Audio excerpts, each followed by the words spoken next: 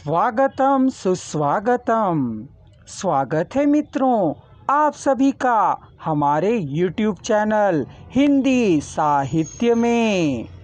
स्वागत करता और आपके मंच संचालन करता है टी निरंजन। उत्तर प्रदेश के फर्रुखाबाद जिले में प्रसिद्ध लेखिका महादेवी वर्मा जी का जन्म 26 मार्च सन 1907 में हुआ था। इन्हें आधुनिक युग की मीरा के पुकारा जाता है। महादेवी का कार्य क्षेत्र लेखन, संपादन और अध्ययन रहा। इन्होंने इलाहाबाद के प्रयाग महिला विद्यापीठ के विकास में महत्वपूर्ण योगदान दिया। वह कार्य अपने समय में महिला शिक्षा के क्षेत्र में क्रांतिकारी कदम माना गया। इसकी वे प्रधानाचार्य एवं कुलपति भी बनी। 1932 में उन्होंने महिलाओं की प्रमुख पत्रिका चांद का संपादन संभाला।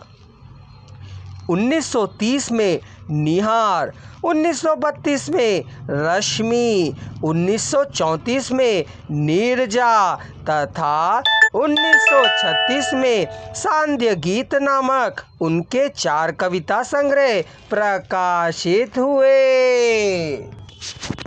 1936 में इन चारों काव्य संग्रहों को इनकी कलाकृतियों के साथ बृहदाकार में यामा शीर्षक से प्रकाशित किया गया। उन्होंने गद्य, काव्य, शिक्षा और चित्रकला सभी क्षेत्रों में नए आयाम स्थापित किए।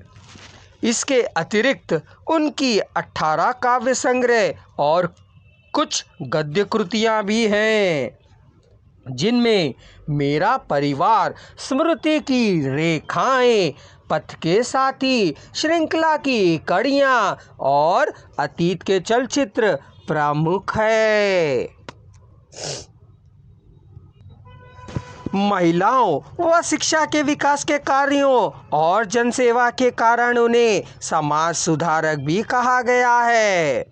उनके संपूर्ण गद्य साहित्य में पीड़ा या वेदना के कहीं दर्शन नहीं होते, बल्कि अदम्य रचनात्मक शेष, समाज में बदलाव की अदम्य आकांक्षा और विकास के प्रति सहज लगाव परिलक्षित होता है।